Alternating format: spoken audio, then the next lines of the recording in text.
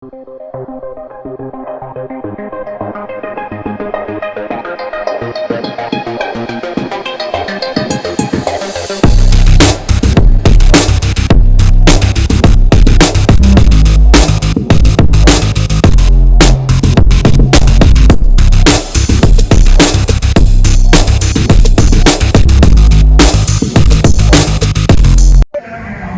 भारतीय विकास परिषद संयोजक उत्तर भारतीयों के निवारण के लिए, उत्तर भारतीयों की कार्य पद्धति को, कोई प्रकार के उनके कष्ट को और उनके जो है उनका मानवता का हनन होता था, जिसके वजह से हमने प्रयास करके और माननीय अध्यक्ष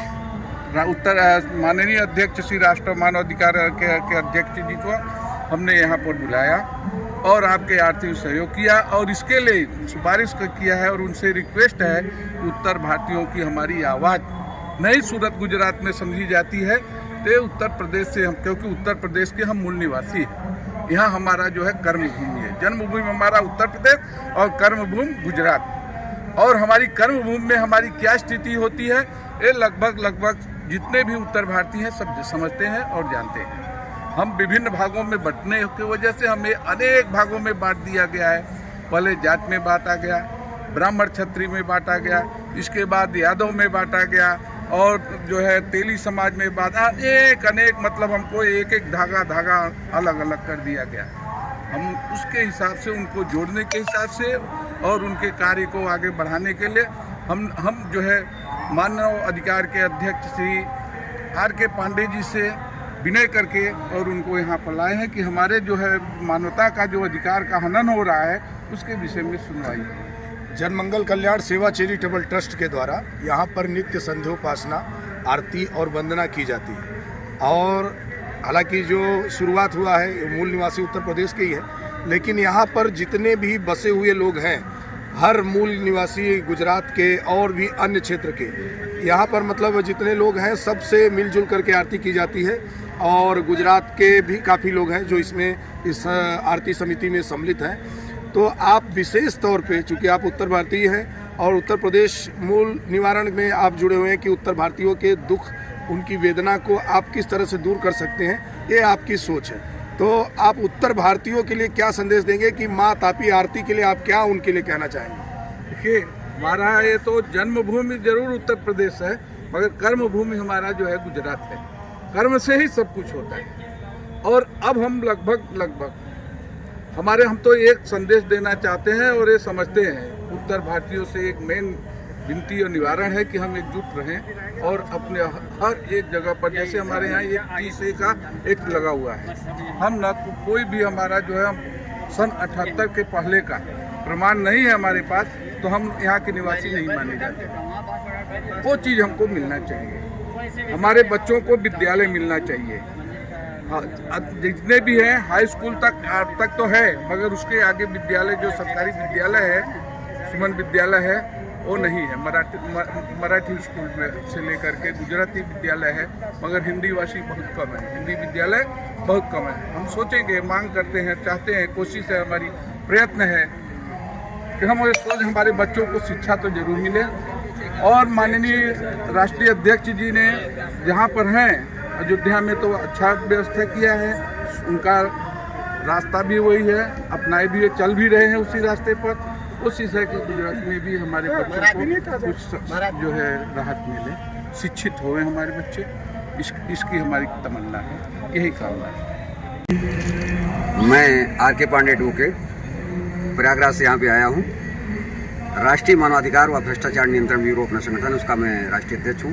हमारे साथ हैं भाई नागेंद्र प्रसाद पांडे जी, जो आपकी सूरत के निवासी हैं। आप राष्ट्रीय संरक्षक हैं। हमारे पास में पंडित राजनाथ मिश्रा जी, आप यहाँ की सूरत के प्रमुख हैं। संगठन अपना मानवाधिकार भ्रष्टाचार पर काम करता है। यहाँ पर हमारे आज माँ ताप्ती की भव्य आरती में हम सम्मिलित हुई, बहुत सुंदर लगा, बड़ी दिव्य व्यवस्था है और हमारे विप्र देवताओं ने बहुत ही अच्छे तरीके से कार्यक्रम को कराया है और बहुत सुंदर यहाँ की व्यवस्था है। जो बधवा में आपने अभी बताया वार्तालाप में, तो प्रयागराज के जो माँ गंगा के तट पर बधवा हनुमान जी पर कुछ प्रोग्राम होता है आप लोगों द्वारा, उस संस्था का नाम और जो अभी और एक नाम आपने बताया कि वो जो दाल भात, तो उसके विषय में भी थोड़ा विस्तार से बताइए, ताकि सूरत की जनता ये जान सके कि उत्तर प्रदेश में भी ऐसे कल्याणकारी योजनाएं चलती हैं। जी, हमारे परम प्रिय माँ काली माँ के परम भक्त पंडित गुड्डू मिश्रा जी हैं। उनके नेतृत्व में भैया जी का दाल भात परिवार प्रयागराज में पिछले 6 साल से बधो वाले हनुमान जी, जो कि संगम के बिल्कुल किनारे हैं, बधो वाले हनुमान जी के सामने नित्य प्रतिदिन शाम को 5 बजे से भोजन वितरण होता है। पूर्णतया निःशुल्क भोजन वितरण होता है। प्रतिदिन लगभग 1000-1200 लोग वहाँ भोजन प्रसाद ग्रहण कर रहे हैं। उस अभियान का हमारा एक विचार है, एक संकल्प है, भूख मुक्त भारत अभियान। अभी भूख मुक्त भारत अभियान के तहत प्रयागराज में हम लोगों ने शुरुआत किया है। बहुत जल्द वहाँ के अस्पताल में भी हम रोगियों को और उनकी सेवा करने वाले लोगों तक भोजन पहुँचाने का प्रयास करेंगे।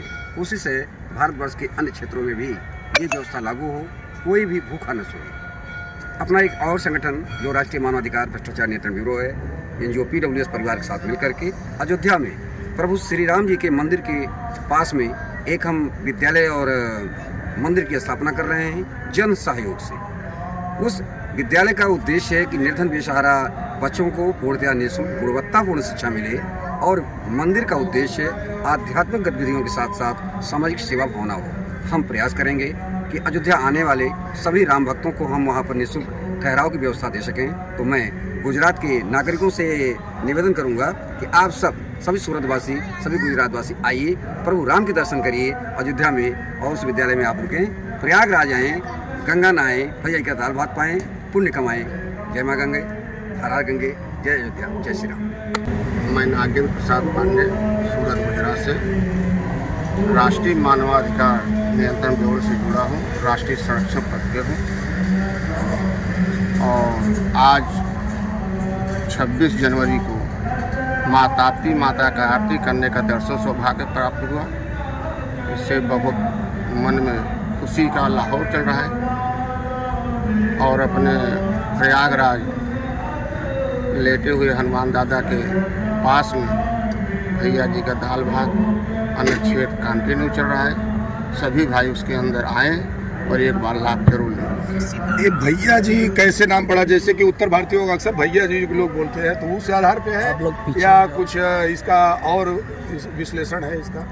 इसमें काली माता के मंदिर के पुजारी हैं गुड्डू मिश्रा जी, उनको सभी नाम से नहीं जानते, सिर्फ भैया जी के नाम से जानते। इसलिए उस संस्था में किसी का नामकरण नहीं है, सिर्फ भैया जी का दाल भात इसलिए रखा गया कि वो माता के सेवकिया है और पुजारी है, इसलिए वहाँ पे भैया जी का दाल भात रखा गया। सूरत आने के बाद आप आज जो प्रथम आरती में सम्मिलित हुए, तो कैसा लगा? और आप यहाँ के उत्तर भारतीय जो जौनपुर, प्रयागराज और अन्य क्षेत्र यानी उत्तर प्रदेश, बिहार से बसे हुए हैं, उनके लिए आप क्या शुभकामना देंगे? अभी क्या बताऊं, आज पहली दफ़े ताप्ती आरती में पहुंचा हूं, भाग लिया हूं। इतना आनंद आ रहा है कि इसका वर्णन हम नहीं कर सकते। सभी उत्तर भारतीयों के लिए ढेर सारी शुभकामनाएं देता हूं। मिलजुल कर सेवा करें, यही कहना चाहता हूं।